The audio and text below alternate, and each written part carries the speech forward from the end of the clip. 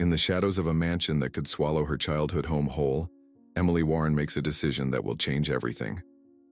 With trembling hands and tears streaming down her face, the young maid brings her employer's starving newborn to her breast, an act of pure instinct after losing her own baby just weeks before.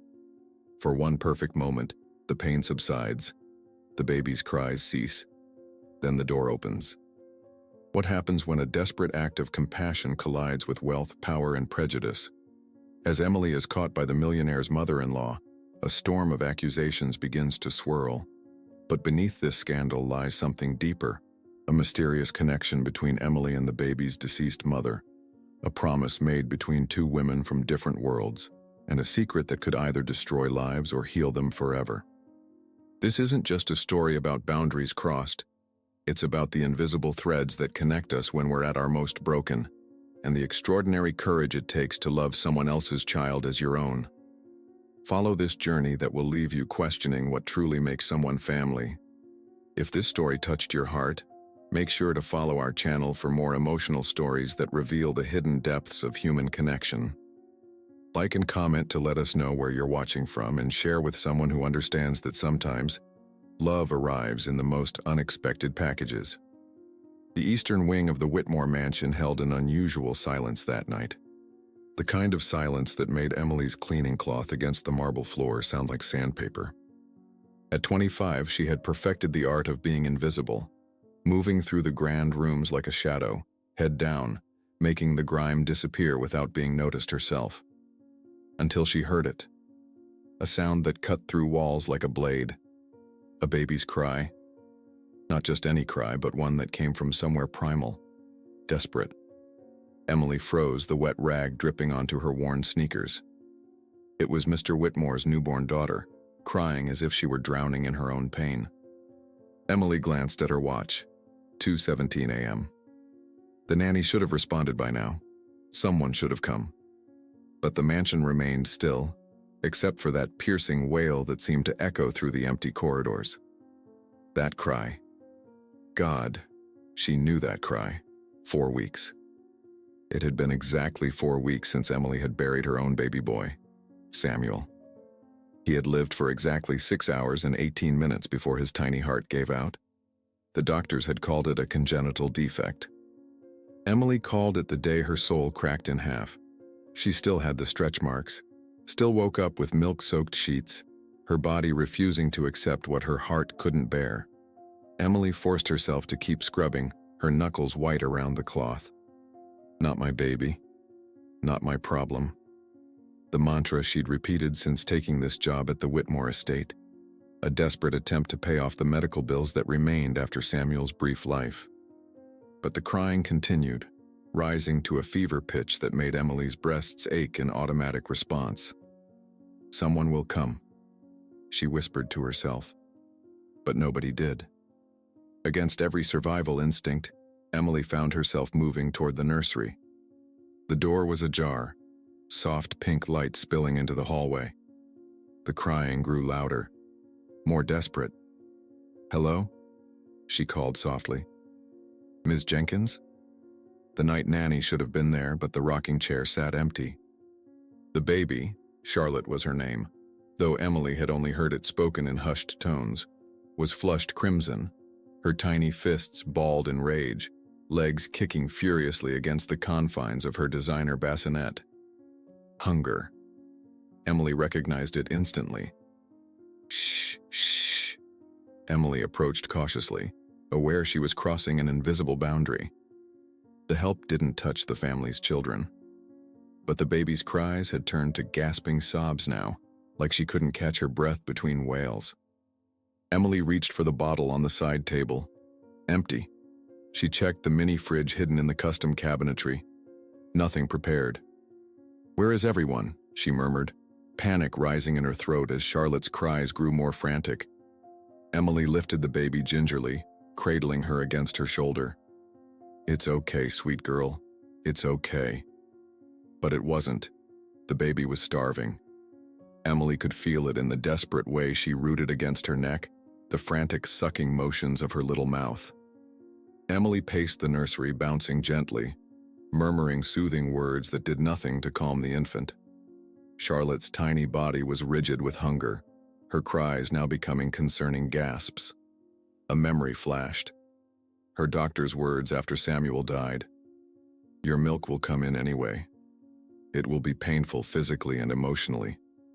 Emily felt the familiar dampness spreading across her uniform, her body responding to a baby's cry even now, even here.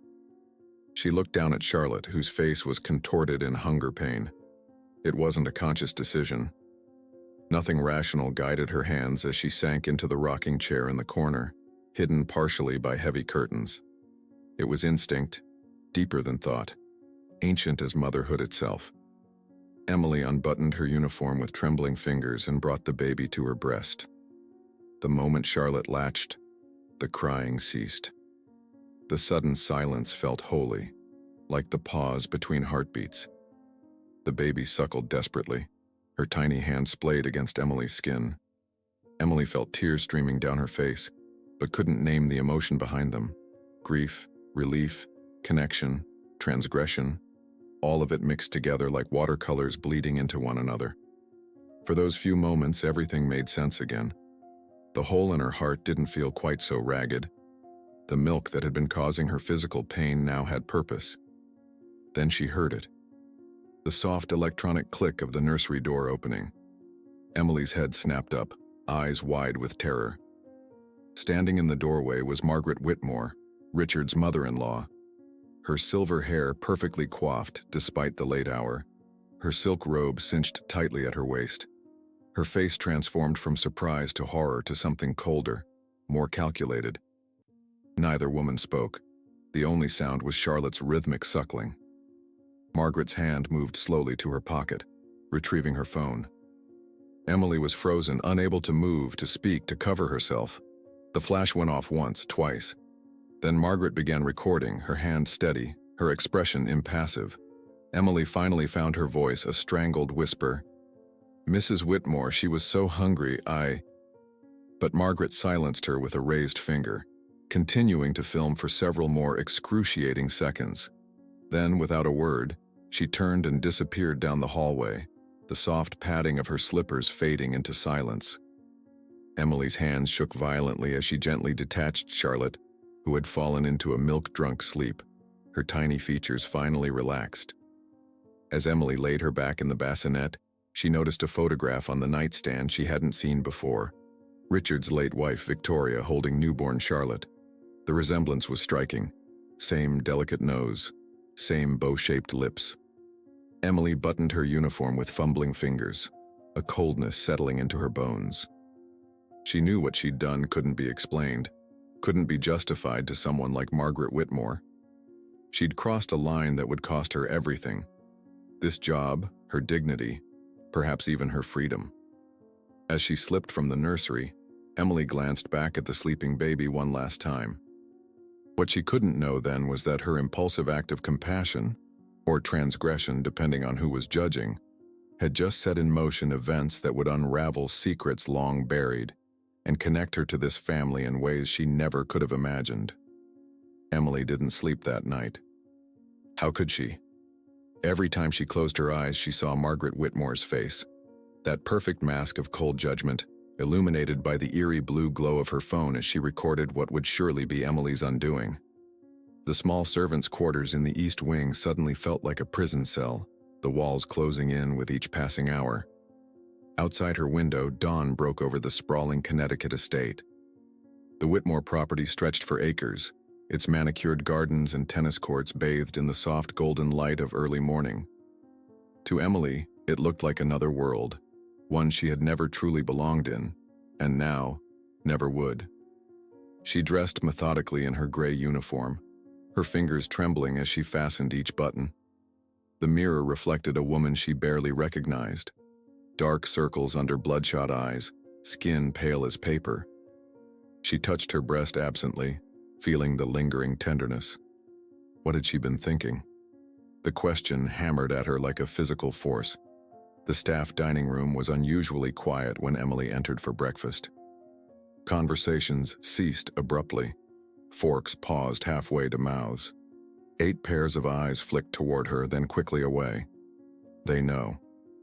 Mrs. Peterson, the head housekeeper for over 20 years, didn't offer her usual warm greeting. The gardener, who typically saved Emily a seat, suddenly found his oatmeal fascinating. The chef's assistant slid a plate of toast toward her without making eye contact. "Did you hear about Jenkins?" the butler whispered to the chauffeur, just loud enough for Emily to hear. "Fired this morning. No notice, no reference." Jenkins, the night nanny, the one who should have been there. Emily's toast turned to sawdust in her mouth. She swallowed with difficulty, fighting the urge to flee. "Some people just don't know their place," said Mrs. Peterson, addressing no one in particular. "Crossing lines that shouldn't be crossed." The chef's assistant nodded vigorously. "I heard she was caught touching things that weren't hers to touch." Emily's cheeks burned. The room began to spin slightly, the faces around her blurring into a carousel of judgment. She stood abruptly, her chair scraping against the hardwood floor with a sound like a scream. "Excuse me," she mumbled, though no one acknowledged her departure. In the service hallway, Emily leaned against the wall, breathing rapidly.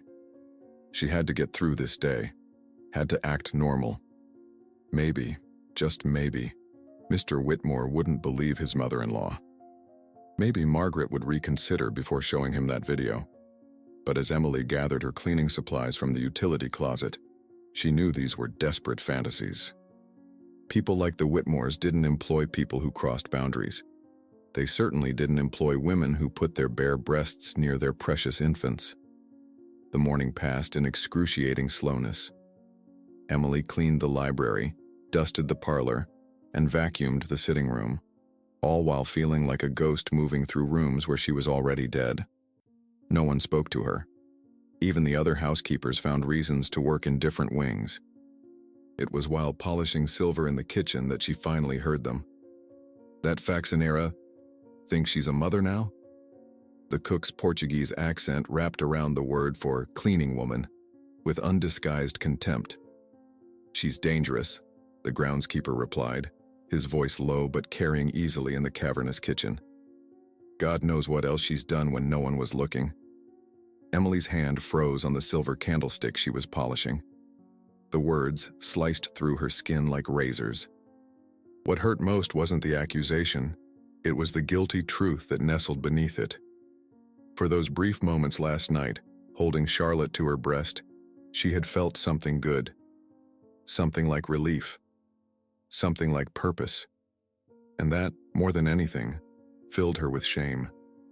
Using someone else's child to fill the void left by Samuel.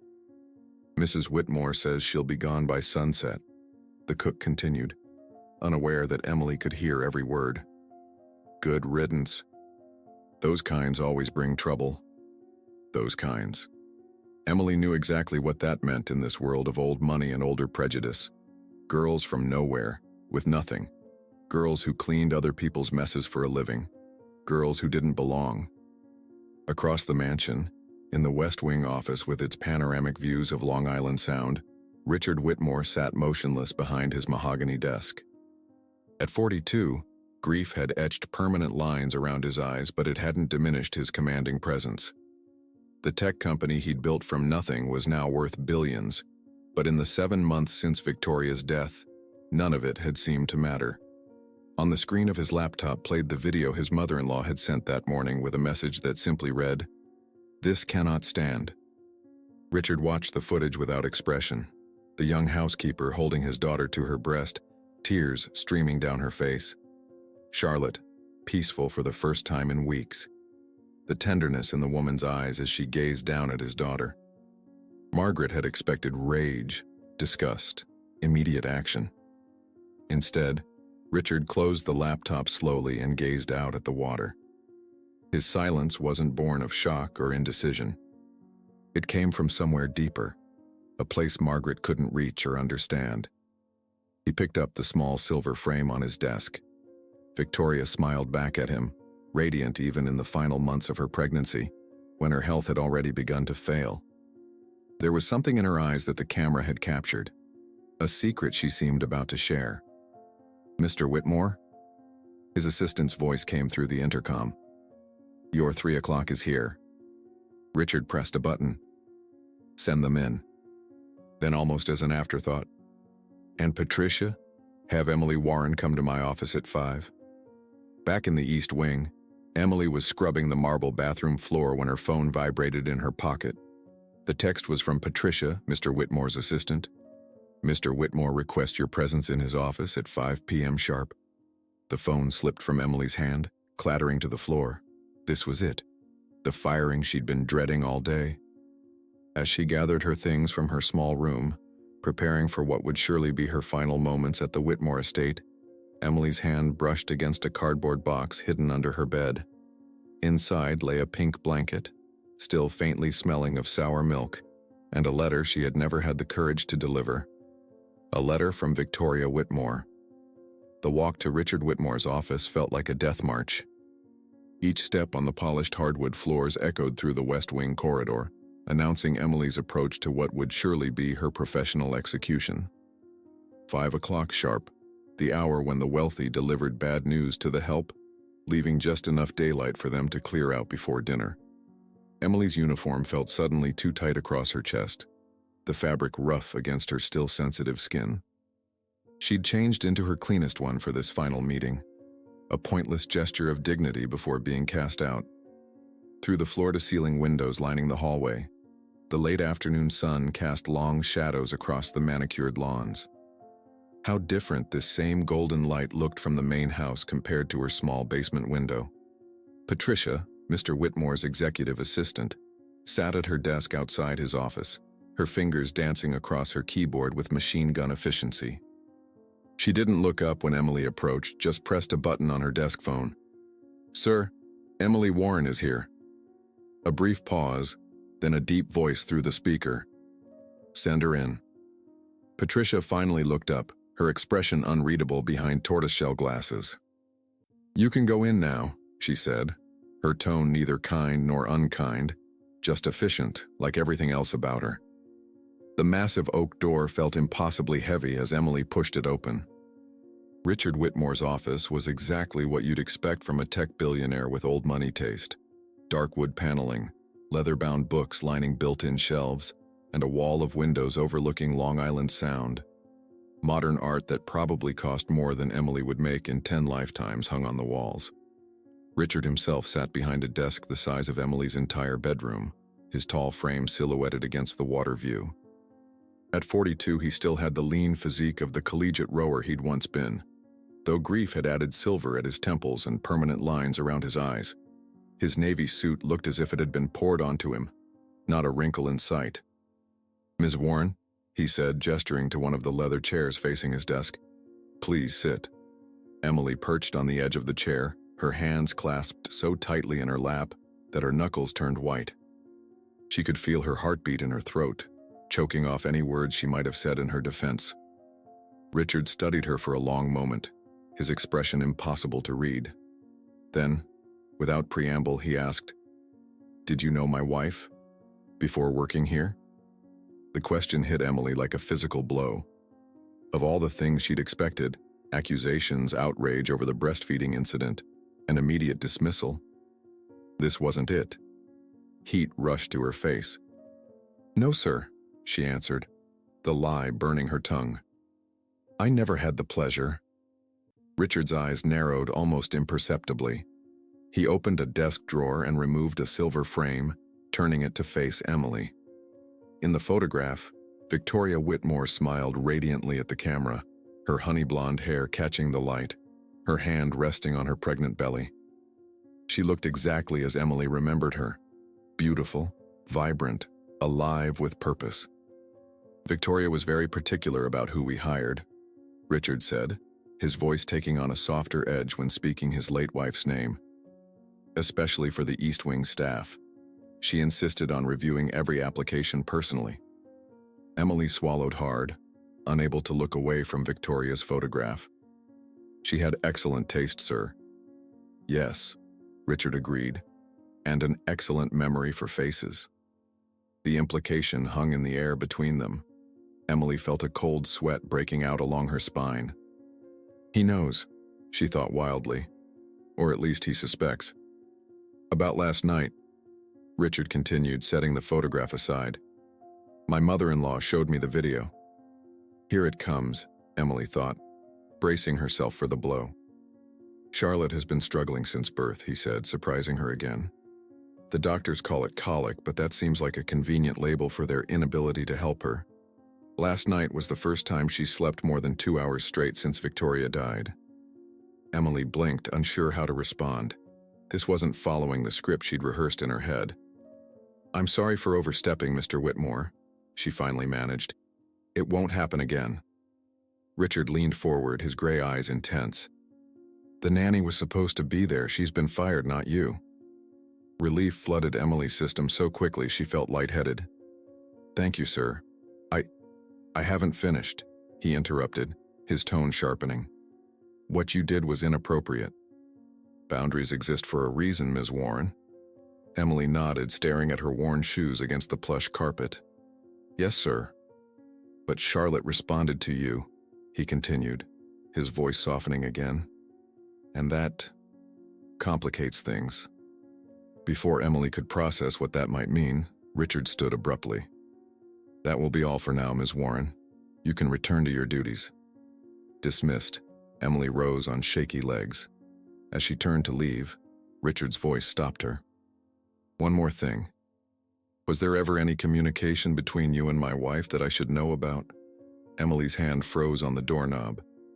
She thought of the letter hidden in her room, of promises made in whispered conversations years ago. No, sir, she said. The second lie even more difficult than the first. Nothing at all. Back in her small room, Emily sank onto her narrow bed, her entire body trembling with the aftermath of adrenaline. She was still employed, a miracle she hadn't dared hope for. But Richard's questions about Victoria haunted her. With shaking hands, she reached under the bed for the cardboard box. Inside, nestled beside Samuel's never-used baby blanket, was the letter she'd kept hidden since the day Victoria Whitmore had pressed it into her hands, 5 months before Charlotte was born, 3 months before Victoria's sudden death. The envelope was slightly yellowed now, Victoria's elegant handwriting spelling out, for Richard, only in case of emergency, across the front. Emily had never delivered it, never opened it, until now. Her conscience screaming in protest, Emily carefully unsealed the envelope and removed a single sheet of cream-colored stationery. Victoria's familiar handwriting flowed across the page. My dearest Richard, if you're reading this, something has gone wrong. I pray it never comes to that. But if it does, there's something you need to know. Years ago, before we met, I made a promise. A promise to someone who saved me when I was at my lowest. I swore that if she ever needed me, I would be there. And I swore that if I couldn't be there myself, she would have a place with us. Her name is Emily Warren. By now, she may already be working in our home. I've arranged it so. If I'm gone and Charlotte is alone, please remember, Emily was my sister in all but blood. Trust her as I did. If a day comes when I'm not here, and our daughter is in need, let Emily care for her, as if she were her own. With all my love, now and always, Victoria. Emily's tears fell onto the paper, smudging the ink. She hastily refolded the letter, her heart pounding painfully against her ribs. This was never meant for her eyes. It was Victoria's insurance policy, her way of ensuring Emily would have a place here if the worst happened. And the worst had happened. Victoria was gone. Charlotte was motherless, and Emily had just lied directly to Richard's face. She carefully returned the letter to its envelope, her mind racing. What would happen if Richard discovered this? Would he understand Victoria's intentions, or would he see only a conspiracy between his late wife and the household help? As darkness fell outside her small window, Emily made a decision. She would burn the letter tonight. No one could ever know the truth about her connection to Victoria Whitmore.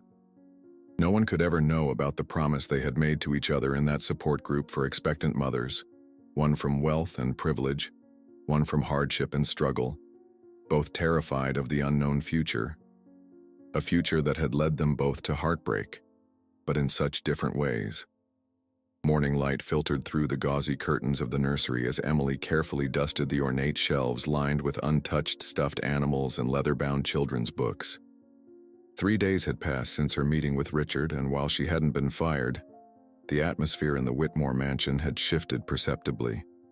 The other staff members kept their distance, as if her transgression might be contagious.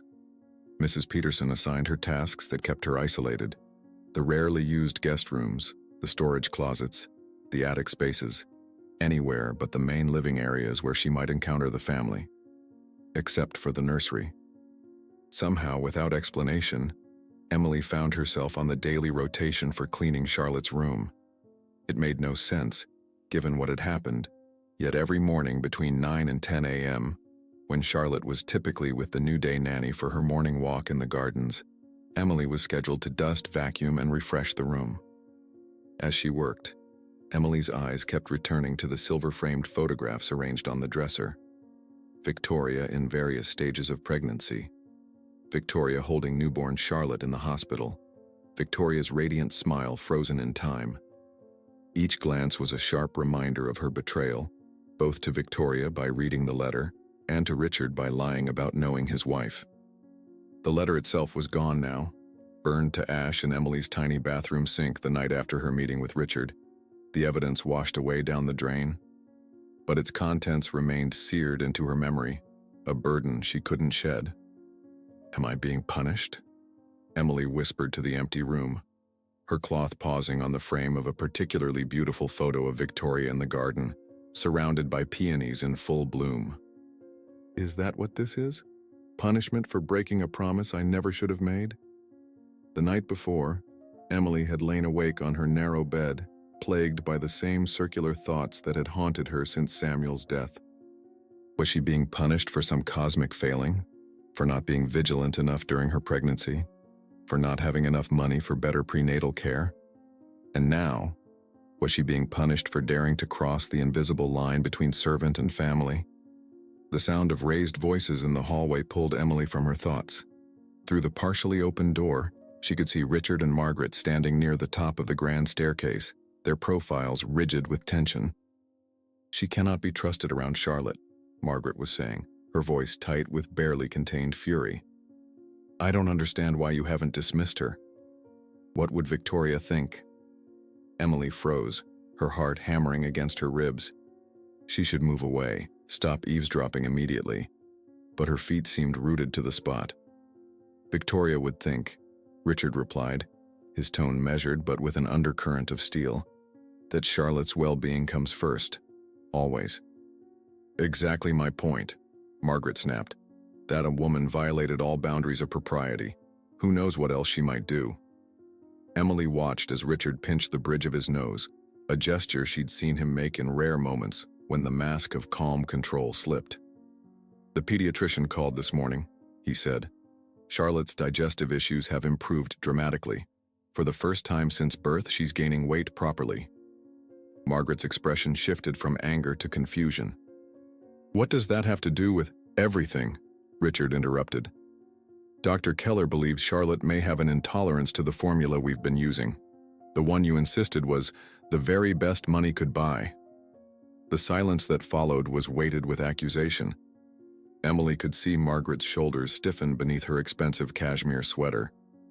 "You can't possibly be suggesting," Margaret began, her voice dropping to a horrified whisper. "I'm not suggesting anything," Richard replied. "I'm simply stating facts. Charlotte has been in pain since birth. The night Emily intervened was the first night my daughter slept peacefully, and now her tests show improvement."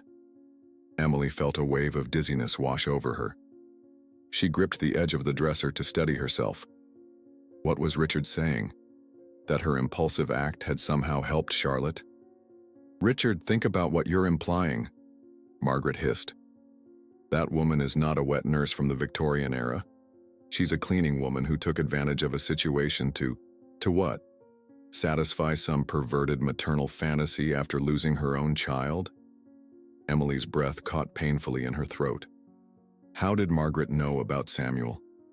She'd never told anyone at the mansion about her loss. Enough. Richard's voice was quiet but absolute. "This discussion is over, Margaret. Charlotte is my daughter, and her care is my decision." "Victoria would be appalled," Margaret said, playing her final card, "if she knew what was happening in her home." "Victoria's gone," Richard cut in, his voice cracking slightly on the last word. "And I have to do what's best for our daughter without her guidance. Now, if you'll excuse me, I have a call in 5 minutes." Emily quickly retreated deeper into the nursery as Richard strode away down the hall. She could hear Margaret's angry breathing from the doorway for several moments before the older woman's footsteps receded in the opposite direction. Trembling, Emily sank into the rocking chair in the corner, her mind racing. How much did they know about her? About Samuel? And what did Richard mean about Charlotte's improved health? Before she could process these questions, her phone vibrated in her pocket. A text from Patricia. "Mr. Whitmore requests your presence in his office immediately." Emily's stomach dropped. Had he somehow known she was eavesdropping? Was this the real dismissal now that he'd defended her to his mother-in-law? 10 minutes later, Emily once again found herself perched on the edge of the leather chair in Richard's office, her hands clasped tightly in her lap. But this time she wasn't alone with him. Dr. Keller, a petite woman with salt and pepper hair and kind eyes behind wire-rimmed glasses, sat in the adjacent chair. "Emily," Richard began, his tone formal but not cold. "Dr. Keller has some questions for you about the night you fed Charlotte." Dr. Keller smiled reassuringly. "Nothing to be alarmed about, Ms. Warren. I'm simply trying to understand Charlotte's condition more thoroughly." Emily nodded, her mouth too dry to speak. "Were you aware, Dr. Keller asked gently, that Charlotte has been experiencing severe gastrointestinal distress since birth? Symptoms consistent with an allergic reaction?" Emily shook her head. "No, ma'am. I just knew she was crying, like she was in pain." "And you've recently had a child yourself?" the doctor continued, her tone remaining kind but clinical. The question hit Emily like a physical blow. She felt the blood drain from her face. "Yes," she whispered. "A son. He didn't survive." "Doctor?" Keller nodded sympathetically. "I'm very sorry for your loss. And your milk supply has continued since then?" Emily nodded, her cheeks burning with embarrassment. "Ms. Warren," Dr. Keller said, leaning forward slightly, "it appears that Charlotte has a severe intolerance to commercial formula, even the hypoallergenic varieties we've tried. The proteins cause inflammation in her digestive tract. The night you fed her, you inadvertently provided exactly what her system could tolerate." Emily looked up, confusion replacing embarrassment. "I don't understand." "It means," Richard interjected, his expression unreadable, "that you may have done Charlotte a great service, however unorthodox the method." Dr. Keller nodded. "Mr. Whitmore has asked me to discuss options with you both. There are donor milk banks, of course, but given Charlotte's extreme sensitivity, having a consistent source would be ideal during this critical period." The implication hung in the air, unspoken but unmistakable. "Are you asking me to feed Charlotte again?" Emily asked, her voice barely audible. Richard and Dr. Keller exchanged a glance. "We're asking if you would consider a temporary arrangement," Richard said carefully. "Compensated, of course, and completely confidential." Emily stared at them both, unable to process what she was hearing. They wanted her, the housekeeper, to nurse the Whitmore heir? The idea was so utterly outside the realm of normal that she almost laughed. Yet somewhere beneath the shock and disbelief, a small voice whispered, "This is what Victoria would have wanted, a way for you to keep your promise." "I need to think about it," Emily said finally, surprising herself with how steady her voice sounded. Richard nodded. "Of course. Take the day." "But Emily," he paused, meeting her eyes directly for the first time. "Whatever you decide, know that Charlotte's well-being is my only concern. Not convention, not appearances, not even what others in this house might think." As Emily walked back to her room, her mind swirled with impossible choices. Was this a chance to honor Victoria's memory? To keep the promise they'd made to each other years ago in that support group?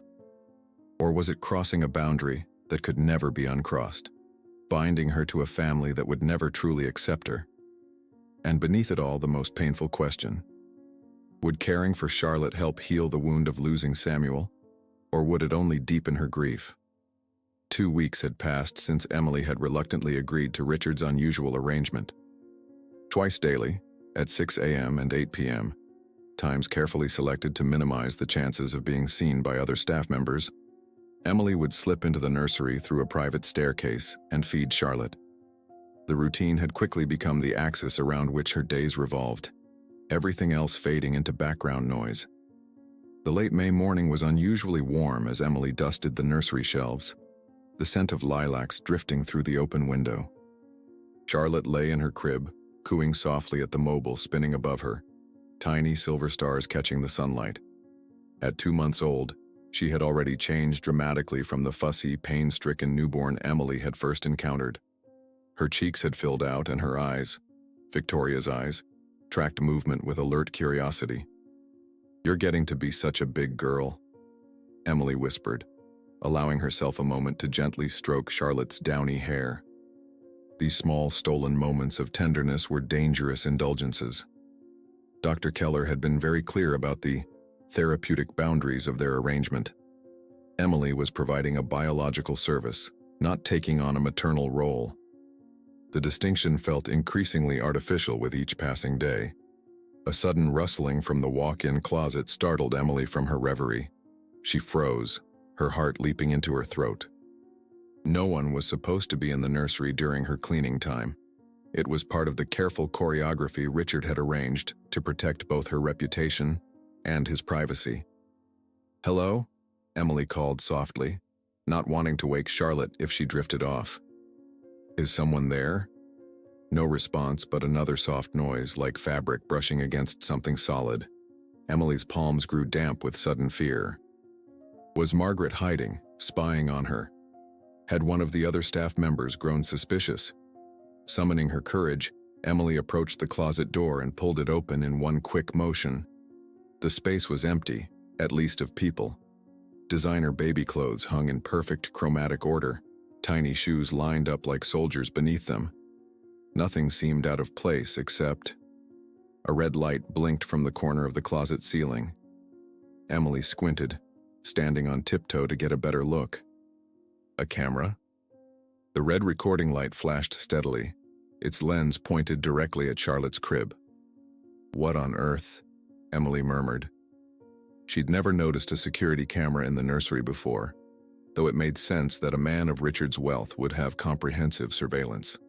She stepped closer, balancing precariously on a small ottoman to examine the device. It wasn't a sleek modern security camera, like the ones visible in the mansion's hallways and entrances. This was older, bulkier, the kind that recorded to memory cards rather than cloud storage. Emily carefully lifted it from its perch. It wasn't mounted or wired in, just positioned on a high shelf, partially hidden behind a decorative stuffed giraffe. Turning it over in her hands, she saw it was still running, the battery indicator showing half power. A small memory card slot was visible on the side. Her first instinct was to replace it exactly as she'd found it and pretend she'd never seen it. But something felt wrong. Why would an outdated camera be hidden in the baby's closet when the house had a state-of-the-art security system? Before she could reconsider, Emily pressed the playback button. The small screen flickered to life, showing the nursery from a different angle, filmed from beside the crib rather than above it. The timestamp read 3:47 a.m., dated 2 months earlier. With a jolt, Emily realized what she was seeing. Victoria Whitmore, heavily pregnant, sitting in the rocking chair that now occupied the corner of the nursery.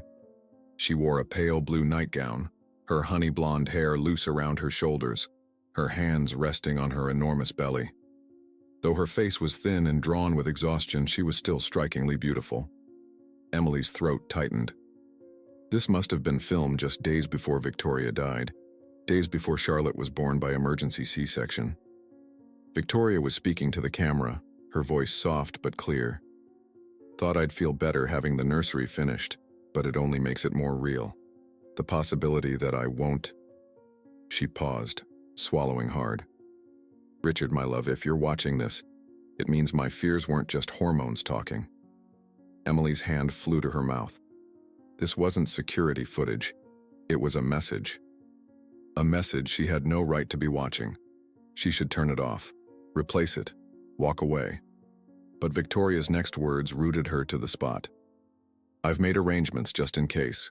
Remember how I told you about the support group I joined during those first difficult months? There was one woman there. She understood me in a way no one else did. Not from our world, but with a wisdom beyond her circumstances. Her name is Emily Warren. Emily's knees weakened. She sank onto the ottoman, the camera shaking in her hands. If something happens to me, Victoria continued, her eyes glistening with unshed tears, she'll find her way to you, to Charlotte. I've made sure of it. Richard, she's the only one I would trust with our daughter if I can't be there myself. Victoria leaned closer to the camera, her expression intensifying. You know how Mother feels about people she considers beneath us. Victoria continued, a hint of steel entering her voice. But Emily isn't beneath anyone. She saved me when I was ready to give up. And if I'm gone, she may be the only one who can truly understand what Charlotte needs. Victoria paused, resting her hand on her belly as if in pain. After a deep breath, she continued, Trust her, Richard, because not every angel has wings. Sometimes they wear aprons and have calloused hands. The screen went black as the recording ended. Emily sat motionless, the camera heavy in her lap, her mind struggling to process what she'd just witnessed. Victoria had recorded this message for Richard, a contingency plan he apparently hadn't discovered yet, a message that could change everything. A soft knock at the nursery door jerked Emily back to reality. Panicking, she shoved the camera back onto the closet shelf, positioning the stuffed giraffe to hide it once more. Come in, she called, attempting to sound normal as she stepped out of the closet and closed the door behind her. Mrs. Peterson entered, her perpetually pinched expression even tighter than usual. Mr. Whitmore is asking for the nursery to be prepared for visitors this afternoon, she said, her tone making it clear she found the request unusual. His mother-in-law is bringing a specialist to examine Charlotte. Emily nodded, fighting to keep her expression neutral despite the alarm bells ringing in her head. Of course, I'll make sure everything is perfect.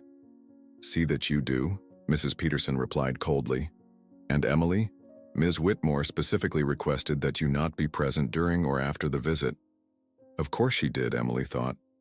Margaret had been watching her like a hawk since the arrangement with Charlotte began, though Emily suspected she didn't know the full extent of it. The older woman seemed to be gathering ammunition, waiting for the perfect moment to strike. After Mrs. Peterson left, Emily stood beside Charlotte's crib, her mind racing. The video changed everything. It was proof that Victoria had wanted her here, had specifically arranged for her to be near Charlotte, if Richard saw it. But showing him the video meant admitting she'd been snooping in the nursery closet. It meant revealing that she'd lied about knowing Victoria. And most dangerously, it would thrust her directly into the center of the family conflict she'd been tiptoeing around for weeks. As she gazed down at Charlotte, who had drifted off to sleep with one tiny fist curled beside her cheek, Emily made her decision. She would find a way to ensure Richard discovered the video on his own. It was a risk, but Charlotte's future and her promise to Victoria were worth it. What Emily couldn't know was that Margaret Whitmore had already set events in motion that would bring everything to a head far sooner than anyone expected. The specialist visiting that afternoon wasn't a medical professional at all, but a private investigator hired to build a case against the young woman Margaret had deemed a threat to the Whitmore family legacy. And as Emily carefully tidied the nursery, preparing it for scrutiny, Margaret stood in the hallway outside her small room in the east wing, using a master key to let herself in. She had a mission of her own, to find something, anything, that would prove once and for all that Emily Warren was not to be trusted with precious Charlotte Whitmore. Dawn broke over the Whitmore estate, painting the manicured grounds in hues of amber and gold. In the kitchen, Rosa Martinez had been working since 4:30 a.m., preparing breakfast pastries for the family and staff. At 62, she'd been the Whitmore family's cook for nearly 3 decades, outlasting 2 marriages, countless staff members, and now, the tragic death of Victoria. Her weathered hands worked the dough with practiced precision as she hummed softly, an old Mexican lullaby her grandmother had taught her. The sound of the service entrance door opening and closing caught her attention. Through the kitchen window, she glimpsed Margaret Whitmore hurrying across the back garden, clutching something small against her cashmere sweater. The sight was unusual enough to make Rosa pause. The family never used the service entrance, and Margaret certainly never ventured outside before 8 a.m. if she could help it. "Que extraño," Rosa murmured to herself, wiping flour from her hands. Margaret's face had been tense, almost furtive, an expression Rosa recognized all too well from her years of quietly observing the Whitmore family dynamics from the periphery of their lives. Rosa's suspicions deepened when, 30 minutes later, she overheard Margaret on the phone in the breakfast room, her voice pitched low but intense. "I've got it, Bernard. Proof positive. Yes, exactly what we suspected. No, he doesn't know yet. I'll present everything at the meeting this morning." Rosa busied herself with arranging croissants on a silver tray, her movements deliberately noisy to alert Margaret to her presence. The conversation abruptly ceased. "Rosa," Margaret said coolly, "you're here early." "As always, Mrs. Whitmore," Rosa replied, her tone respectful but her dark eyes missing nothing. "The breakfast pastries don't bake themselves." Margaret nodded absently, already scrolling through something on her phone, a small, satisfied smile playing at the corners of her mouth. "Have you seen Ms. Warren this morning?" The question seemed casual, but Rosa had spent a lifetime learning to read between the lines of her employer's inquiries. "Not yet, Senora, but her shift doesn't start until 6. Margaret replied, her attention still fixed on her phone. "When you see her, please inform her that her presence is required at Mr. Whitmore's office meeting at 9. It concerns her position here." Rosa nodded, a knot of unease forming in her stomach. She had no particular attachment to Emily Warren. The girl had only been with them for a few months, but she recognized the gleam of triumph in Margaret's eyes. It was the same look she'd worn years ago when she'd orchestrated the dismissal of Richard's first wife's personal assistant, a woman who had made the mistake of becoming too familiar with the family. After Margaret departed, Rosa moved quietly through her morning routine, her mind troubled. She had always prided herself on minding her own business. It was how she'd survived so long in the employ of the wealthy. But something about this situation felt wrong. She'd seen Emily with baby Charlotte, had noticed the tenderness in the young woman's eyes, and more importantly, she'd witnessed the change in the infant since Emily had begun caring for her. The colicky, miserable newborn had transformed into a contented, thriving baby. As Rosa kneaded another batch of dough, a memory surfaced. 2 nights ago, passing the nursery on her way to retrieve her forgotten reading glasses from the sunroom, she'd glimpsed Emily rocking Charlotte, singing softly to her as she nursed. The scene had stopped Rosa in her tracks, not because it was shocking, but because it was so natural, so right somehow. In that moment, Rosa had seen something Margaret Whitmore would never understand. Love transcending boundaries of class and blood. Decision made, Rosa dusted flour from her apron and made her way to the east wing, where the household staff's quarters were located. She found Emily just emerging from her small room, straightening her uniform collar. "Buenos dias, Emily," Rosa said softly. Emily startled slightly. "Good morning, Mrs. Martinez. Is everything all right?" Rosa glanced around the empty hallway before speaking. "Mrs. Whitmore was in your room this morning, very early. I saw her leaving through the service entrance with something in her hand." The color drained from Emily's face. "In my room? Are you sure?" Rosa nodded gravely. "She has called a meeting in Mr. Whitmore's office at 9. She told me to inform you that your presence is required." Emily leaned against the wall, her legs suddenly weak. "She found it," she whispered. "Found what, Nina?" Rosa asked gently. For a moment, Emily seemed to debate whether to confide in the older woman. "A video," she finally said. A message from Victoria that was hidden in the nursery. I found it yesterday during my cleaning. Rosa's eyes widened. A video from Victoria? What did it say? It was meant for Richard, Emily explained, her voice low and urgent. Victoria recorded it before she died. She mentioned me, said she trusted me with Charlotte if anything happened to her. Understanding dawned on Rosa's weathered face.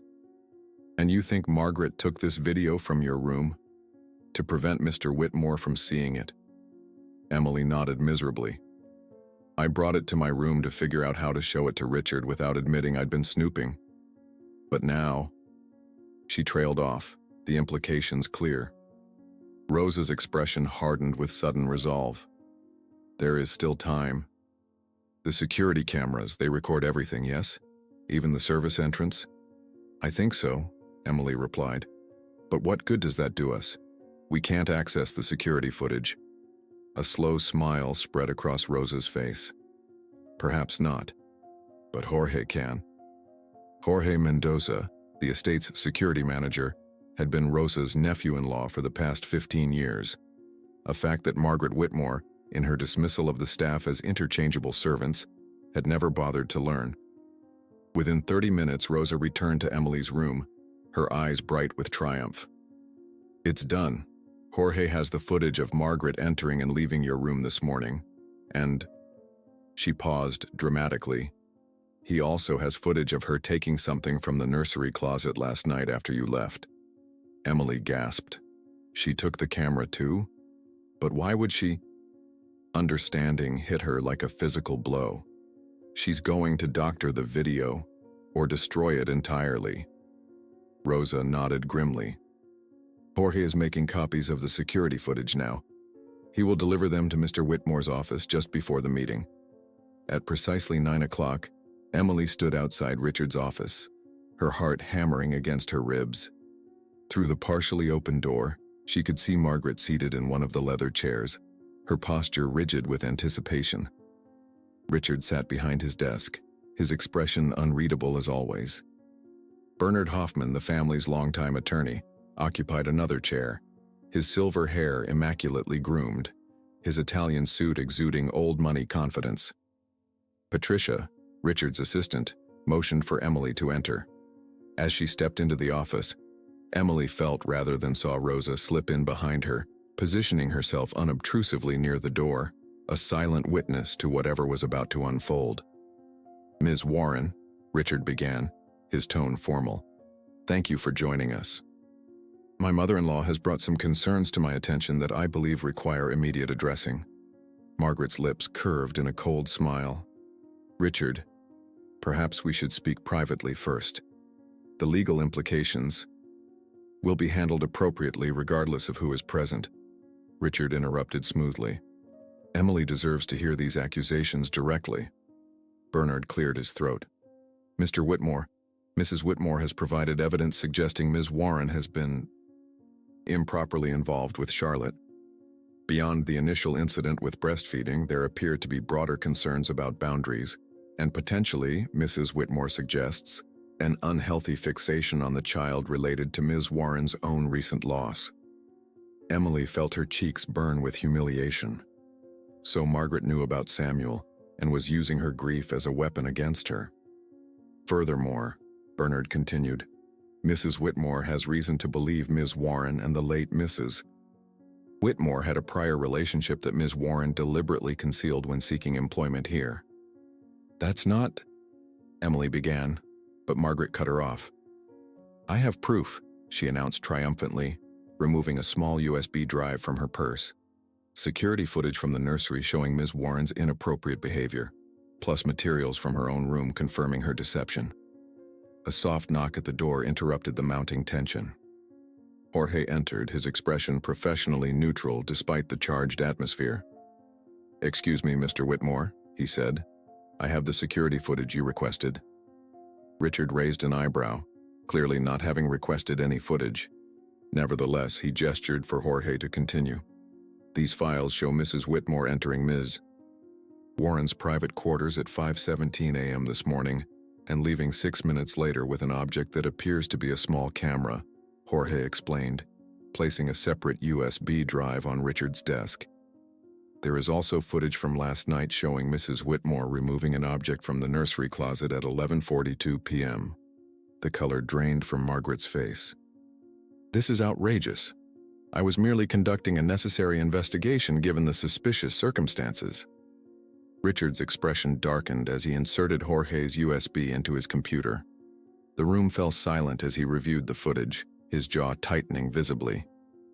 "Margaret," he said finally, his voice dangerously quiet, "would you care to explain why you felt entitled to enter an employee's private quarters without permission? Or why you removed something from my daughter's nursery without my knowledge?" Margaret's composure cracked slightly. "I was protecting Charlotte. This woman has inserted herself into our lives under false pretenses. The video I found proves it. She and Victoria knew each other. They conspired together." "Conspired?" Richard repeated, his tone incredulous. "To what end exactly?" Margaret faltered. To gain access to the Whitmore fortune, obviously. Victoria was always too trusting, too naive about people's motivations. This woman took advantage of her kindness, her vulnerability during pregnancy. Richard turned to Emily, who stood trembling but upright, her hands clasped tightly before her. "Emily, is it true? Did you know my wife before coming to work here?" The moment of truth had arrived. Emily took a deep breath, steadying herself. "Yes, sir. Victoria and I met at a support group for expectant mothers 3 years ago. She was struggling with the pressure of her first pregnancy, feeling isolated despite being surrounded by people. I was there because I had no one, no family, no support system." Emily's voice grew stronger as she continued. "We formed an unlikely friendship. Victoria helped me find proper prenatal care. I helped her feel less alone in her fears. When she lost that first baby, I was there for her. And when she became pregnant with Charlotte, she promised that if anything happened to her..." Emily's voice caught. "She promised I would have a place in Charlotte's life. Not as her mother, no one could replace Victoria, but as someone who would love her unconditionally." The office had grown so quiet that the ticking of the antique clock on the mantel seemed thunderous. Richard's expression had softened almost imperceptibly. "The video," Emily continued, "the one Mrs. Whitmore took from my room. It was a message Victoria recorded for you shortly before she died. I found it yesterday while cleaning the nursery. I should have brought it to you immediately, but I was afraid. Afraid you'd think I'd been snooping, afraid you'd dismiss me before understanding what Victoria wanted." Richard turned to Margaret, his hand extended. "The USB, please." For a moment it seemed Margaret might refuse. Then, with a jerky movement, she placed the drive in his palm. As Richard inserted it into his computer, Emily held her breath. Had Margaret altered the footage? Deleted it entirely? Richard's sharp intake of breath answered her question. Victoria's voice filled the room, as clear as if she were present. "Trust her, Richard. Because not every angel has wings. Sometimes they wear aprons and have calloused hands." The silence that followed was profound. 3 days had passed since the confrontation in Richard's office. 3 days of uneasy stillness throughout the Whitmore mansion, like the breathless pause before a thunderstorm breaks. Margaret had retreated to her Manhattan penthouse, her departure swift and wordless. The staff moved through their duties with wary expressions, sensing the seismic shift in the household's power dynamics but uncertain of its implications for their own positions.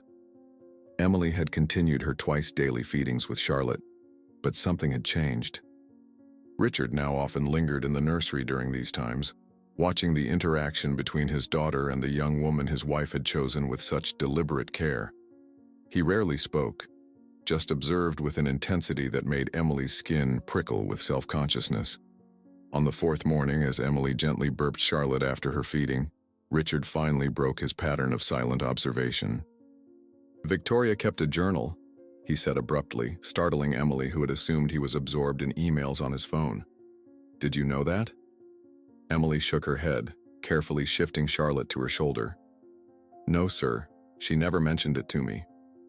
Richard's gaze remained fixed on his daughter, whose tiny eyelids were growing heavy with post-meal contentment. "I found it last night, hidden inside a false bottom in her jewelry box.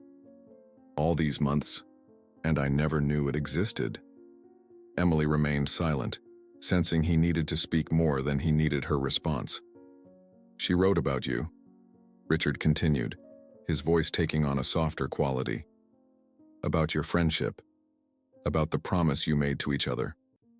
He finally looked directly at Emily, his gray eyes intense. She wrote that meeting you saved her life during her first pregnancy, when she was contemplating ending things. Emily's breath caught. Victoria had never explicitly told her how close she'd come to suicide during those dark days, though Emily had suspected the depth of her despair. She saved me too, Emily whispered. When Samuel died, she was the only one who knew what to say, what not to say.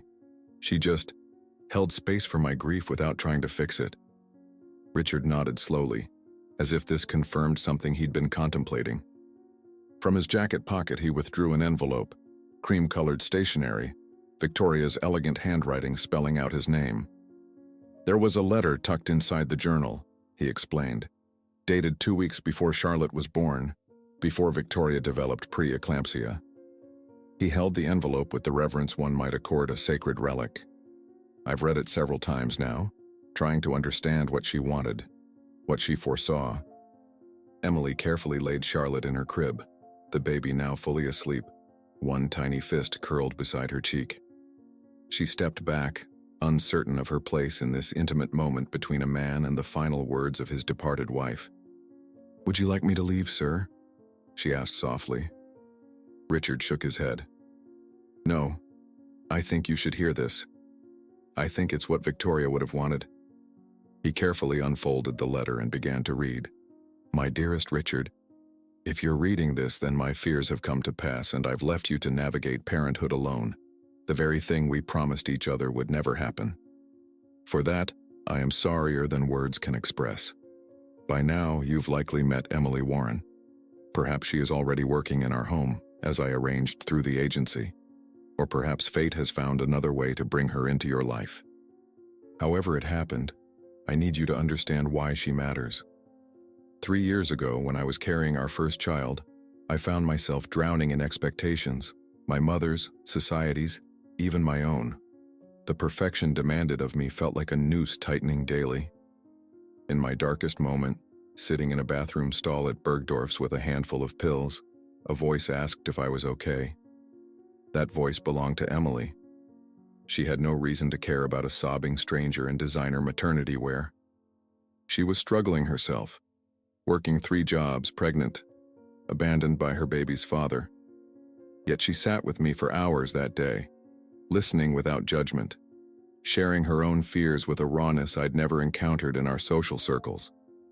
When I lost our son 2 months later, Emily was there, not with platitudes or flowers or casseroles, but with simple presence. And when I learned I was pregnant with Charlotte, terrified history would repeat itself, Emily made me a promise. If anything happened to me, she would ensure our daughter knew she was loved unconditionally.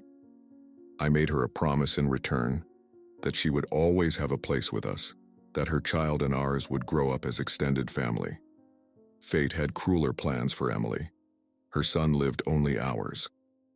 I've never seen grief so pure, so undiluted by the cushions of privilege that soften our hardest moments. Promise me, Richard, that you will let Emily stay close to Charlotte. Not as a replacement for me, no one could be that, but as the keeper of a covenant between mothers. Emily knows what it means to love a child beyond reason, beyond sense. She will guard our daughter's heart as fiercely as she would have guarded her son's. I know Mother will object. She'll see only the boundaries of class and circumstance, unable to recognize the more profound bonds that connect us all. Stand firm against her objections. For once, put my wishes above her expectations. Remember that not all angels announce themselves with grandeur. Some arrive in unexpected packages, a kind word from a stranger, a hand extended across social divides, a promise kept despite personal loss. I have loved you completely, Richard. Being your wife has been my greatest joy. Being Charlotte's mother, even for whatever brief time I'm granted, is my greatest privilege. Please tell our daughter stories of me. Please remind her daily that she was wanted, cherished, adored. And please, when she asks why her mother had to leave, tell her that sometimes love continues its work invisible to the eye but present in every breath, every heartbeat, every moment of grace that follows loss. With all my heart now and always, Victoria. Richard's voice had grown hoarse by the end of the letter. He carefully refolded it, his hands not entirely steady. Emily stood motionless, tears streaming unchecked down her face, her arms wrapped around herself, as if to hold something precious inside. She never told me. Emily finally managed, her voice barely audible. About the pills. About Bergdorf's. I knew she was struggling, but not how close she came to. She couldn't finish the sentence. Richard nodded, understanding without words. Victoria was expert at presenting the face people expected to see. It was only in her private writings that she revealed her complete self. He glanced at Charlotte, sleeping peacefully in her crib. I've been angry since her death. Angry at the doctors who missed the preeclampsia symptoms. Angry at the universe for taking her. Angry at myself for not somehow preventing it all. He looked back at Emily, his expression softening. But I never considered what Victoria herself might have wanted in the aftermath. What preparations she might have made, knowing the risks better than anyone. An uncomfortable silence stretched between them, filled with unspoken questions about what this revelation meant for Emily's position in the household, for her relationship with Charlotte, for the careful boundaries Richard had established around the feeding arrangement. The nursery door opened suddenly, startling them both. Patricia stood in the doorway, her expression uncharacteristically troubled. "I'm sorry to interrupt, sir," she said, addressing Richard, "but there's an urgent situation requiring your attention. It's regarding Mrs. Whitmore." Richard straightened, immediately alert. "What about her?" Patricia glanced at Emily, then back to her employer. "She's filed a formal complaint with Child Protective Services, sir, alleging endangerment of Charlotte's welfare through..." She hesitated. "Inappropriate contact with household staff. They've requested your presence at a preliminary hearing tomorrow morning." The blood drained from Richard's face. "She's reported us to CPS? On what grounds?" "The breastfeeding, sir," Patricia replied uncomfortably. "Mrs. Whitmore has submitted the video as evidence of what she terms boundary violations with possible psychological implications for the child. She's seeking emergency custody, citing your judgment as compromised by grief." Emily felt the room tilt beneath her feet. This wasn't just about her job anymore. This was about Charlotte's future, about Richard's right to parent his own child. All because of her impulsive act that night, her inability to ignore a hungry baby's cries. "I'm so sorry," she whispered, self-recrimination washing over her in a bitter wave. "This is all my fault. If I had just called for help that night instead of..."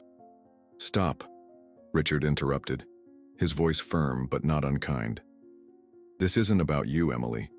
It's about Margaret's need for control, her inability to accept that Victoria had a life and relationships outside of her influence." He turned to Patricia. "Call Bernard. I want him here within the hour to prepare our response." As Patricia nodded and withdrew, Richard turned back to Emily, his expression resolute. Victoria made her wishes clear. "I won't disrespect her memory by allowing Margaret to manipulate the situation for her own ends." He gestured to the letter still in his hand. "This, along with the journal entries and the video message, they tell the true story. One of friendship, mutual support, and promises kept despite devastating loss." Emily nodded, wanting desperately to believe him, yet haunted by the reality of their situation. A billionaire widower allowing his housekeeper to breastfeed his infant daughter. Viewed through an outsider's lens, divorced from context and history, how could it appear anything but inappropriate? As if reading her thoughts, Richard added softly, "The truth will stand, Emily. Victoria's voice will be heard, even in her absence. I promise you that." But as he left to prepare for the legal battle ahead, Emily remained beside Charlotte's crib, fear coiling like a serpent in her stomach. Margaret Whitmore had resources, social connections, and the weight of convention on her side. What chance did Emily, a grieving mother with nothing but a promise to a dead woman, truly have against such formidable opposition? The New York family court building loomed before Emily, its imposing stone facade reflecting the gray morning light. She tugged nervously at the sleeve of her borrowed suit jacket, a navy blue Ann Taylor ensemble that Patricia had quickly procured when it became clear Emily would need to appear at the hearing. The clothes felt foreign on her body, like a costume for a role she'd never auditioned for. Richard stood beside her on the courthouse steps, his expression carved from granite. Bernard Hoffman, the family attorney, checked his watch for the third time in as many minutes, his silver eyebrows furrowed with concern. "They're already inside," Bernard murmured, glancing toward the entrance where two security guards monitored the flow of people. Margaret arrived with Catherine Prescott. She's one of the most aggressive family court attorneys in Manhattan. They're playing to win. Emily's stomach twisted painfully. Despite Richard's reassurances, despite Victoria's letters and video, the reality of their situation remained stark. She was a housekeeper who had nursed her employer's baby without permission. On paper, it looked damning. "Remember," Bernard continued, addressing Emily directly now, "let me do the talking. If the judge addresses you directly, keep your answers brief and factual, no emotional outbursts, no matter what Margaret or her attorney might say to provoke you." Emily nodded, though her throat felt too tight for speech. The weight of what was at stake, Charlotte's well-being, Victoria's final wishes, Richard's right to parent as he saw fit, her own tenuous place in this unexpected family configuration, pressed down on her like a physical force. Inside the courthouse, the atmosphere was one of hushed tension. Their footsteps echoed on the marble floors as a court officer directed them to a small hearing room on the third floor. Through the partially open door, Emily caught a glimpse of Margaret, impeccably dressed in cream-colored Chanel, her silver hair swept into an elegant chignon. Beside her sat a rail-thin woman with sharp features and predatory eyes. Catherine Prescott, presumably. As they entered, Margaret's gaze locked with Emily's for a brief moment. There was no rage there, no personal animosity, only cold determination, as if Emily were merely an inconvenient obstacle to be removed from her path. Judge Elena Ramirez, a woman in her late 50s with stern features softened by intelligent eyes, called the emergency hearing to order with a brisk tap of her gavel. The proceedings began with Catherine Prescott laying out Margaret's concerns in precise, clinical language that made Emily's impulsive act of compassion sound calculated and disturbing. "Mrs. Whitmore has documented evidence," Prescott concluded, "that Ms. Warren has systematically insinuated herself into this vulnerable family situation, taking advantage of Mr. Whitmore's grief to establish an inappropriate relationship with the infant. Given Ms. Warren's recent loss of her own child, there are serious concerns about psychological transference and potential harm to Charlotte Whitmore's development." Emily's cheeks burned with humiliation as her private grief was dissected in this sterile setting, presented as evidence of her unfitness rather than the crucible that had forged her capacity for empathy. Bernard rose next, his dignified demeanor a counterpoint to Prescott's cutting precision. "Your Honor, what we have here is not endangerment, but rather an arrangement made with full medical consultation to address a serious health concern." He detailed Charlotte's formula intolerance, Dr. Keller's recommendation, and the careful protocols established to ensure the baby's well-being. Judge Ramirez listened attentively, her expression giving nothing away. When Bernard mentioned Victoria's video message and letter, however, a flicker of interest crossed her face. "You have these documents with you?" she inquired. "Yes, Your Honor," Bernard replied, approaching the bench with the materials. Margaret leaned toward her attorney, whispering urgently. Prescott rose immediately. "Your Honor, we object to the introduction of these materials.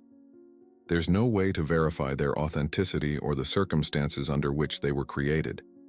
Mrs. Whitmore, who knew her daughter-in-law intimately, has serious concerns that Victoria may have been manipulated during a vulnerable period in her pregnancy."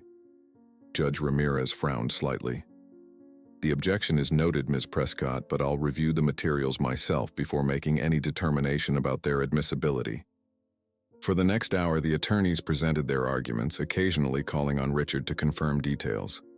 Emily sat silently beside Bernard, her hands clasped so tightly in her lap that her fingers grew numb. The clinical discussion of her relationship with Victoria, with Charlotte, with the entire Whitmore household made everything seem sordid somehow, stripped of the human connection that had made it meaningful. Finally, Judge Ramirez turned her attention directly to Emily. "Ms. Warren, I'd like to hear from you now." Her tone was neither kind nor unkind, simply professional. "Why did you agree to this unusual arrangement with the Whitmore baby?" Emily felt all eyes in the room focus on her. Bernard had prepared her for this moment, had coached her on keeping her response brief and unemotional. But sitting there with Victoria's final wishes hanging in the balance, the carefully rehearsed answers felt hollow. "Your Honor," Emily began, her voice stronger than she'd expected, "I agreed because Victoria asked me to promise years ago that if anything happened to her, I would be there for her child." She took a deep breath. "When my son Samuel died hours after birth, Victoria was the only person who knew how to comfort me without trying to minimize my loss. When Charlotte was born and Victoria died, I felt that keeping my promise was the only way to honor what Victoria had given me. Unconditional support when I needed it most." Margaret made a soft sound of derision. Judge Ramirez silenced her with a sharp glance before returning her attention to Emily. "And the night you first nursed the baby, the incident on the video, was that also about keeping your promise?" Emily shook her head. "No, Your Honor. That night, I only heard a hungry baby crying. I wasn't thinking about promises or boundaries or what was proper. I was thinking about a child in distress and the fact that I could help." Her voice caught slightly. "My body still had milk meant for a baby who was gone.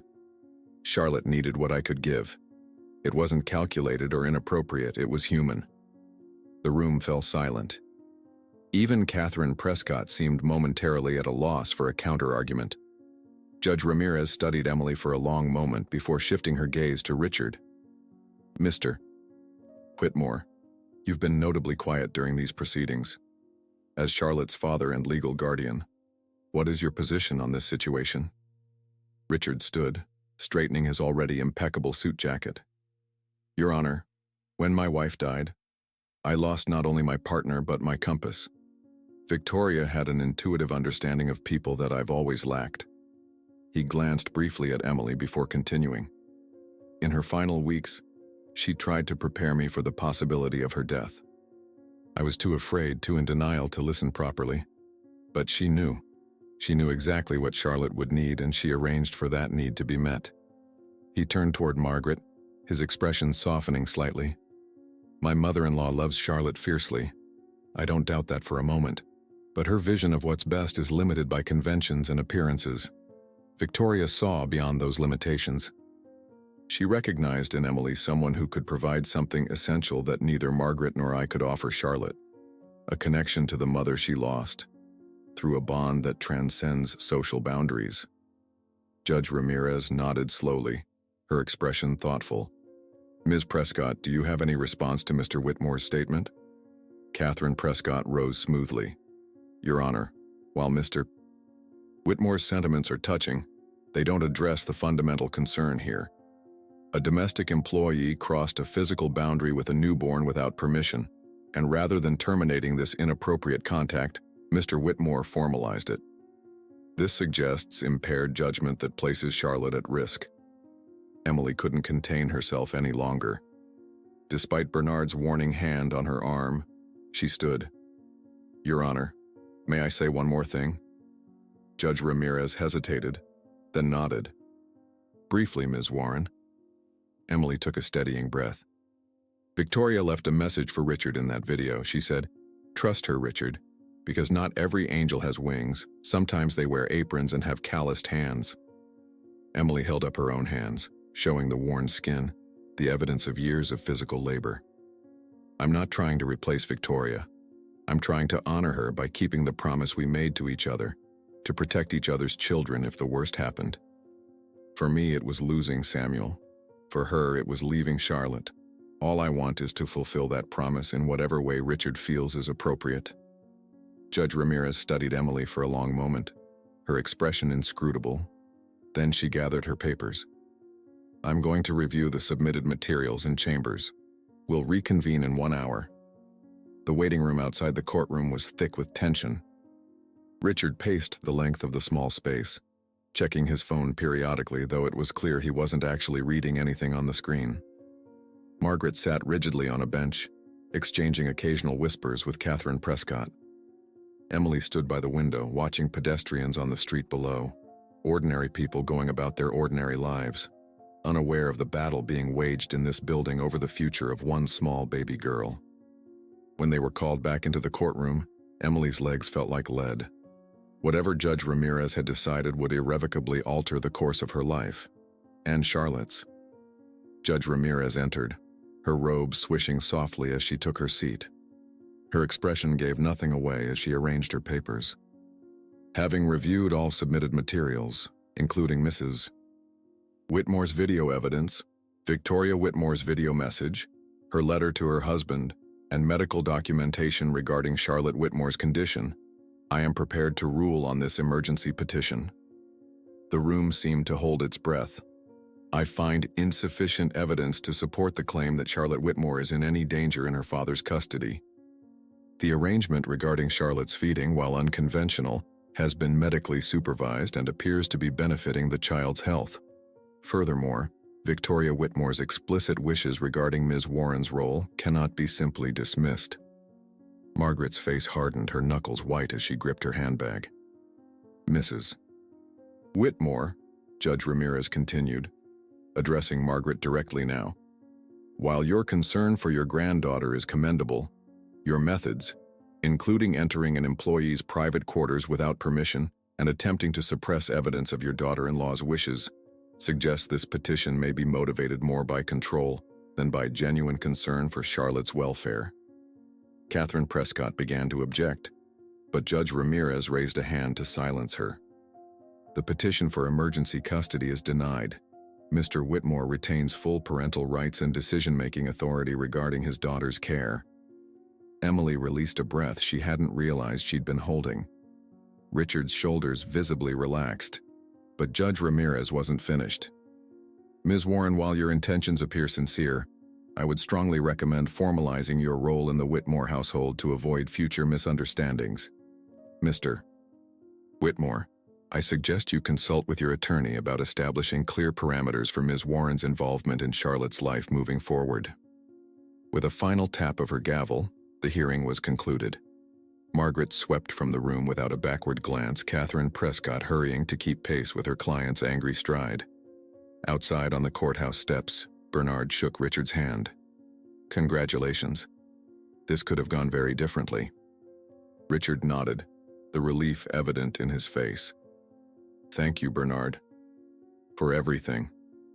As Bernard departed, Richard turned to Emily, who stood uncertainly at the edge of the steps, still processing the outcome of the hearing. Emily, he said softly, we should talk about what happens next. She nodded, her throat tight with emotion. Of course. I understand if you need to reconsider our arrangement, given everything that's happened. Richard's expression softened. That's not what I mean at all. He glanced around at the busy street, the passing traffic, the hurried pedestrians. Not here, though. Let's go home. To Charlotte. Home. The word hung in the air between them, laden with new meaning. Not just a workplace for Emily anymore, but perhaps in some way not yet fully defined. A place where she truly belonged. As Emily's story comes to a close, we're left to wonder, what truly defines family? Is it the blood that runs through our veins, or is it the promises we keep when the world has turned its back? In a single moment of compassion, a young woman crossed an invisible boundary, risking everything to fulfill a promise made to someone who saw beyond the divisions of class and circumstance. Would you have had the courage to do the same? Sometimes the most profound connections are formed in our darkest moments, when a wealthy woman and her housekeeper find common ground in their fears, When a motherless baby finds comfort in the arms of a woman grieving her own child, when love transcends the rigid structures society has built around us. Perhaps Victoria's words ring true for all of us. Not every angel has wings. Sometimes they wear aprons and have calloused hands. If this story touched your heart, remember that we all have the capacity to reach across divides and honor the promises that matter most. Follow our channel for more stories that challenge you to see the world differently. Leave a like if Emily's journey moved you. And share with someone who understands that family can be found in the most unexpected places. Because in the end, it's not the mansions we build but the promises we keep that define who we truly are.